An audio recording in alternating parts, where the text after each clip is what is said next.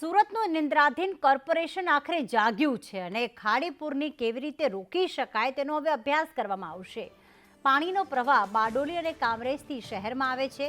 આ પૂરના પાણીને ડાયવર્ટ કરવાની હવે શક્યતા ચકાસવામાં આવશે, કારણ કે આ વખતે સુરત શહેરમાં 16 ઇંચ વરસાદ તો વરસ્યો, પરંતુ ખાડી પૂરના કારણે જે શહેરની સ્થિતિ સર્જાઈ તે ખરેખર લોકોની હાલાકી વધી ગઈ હતી.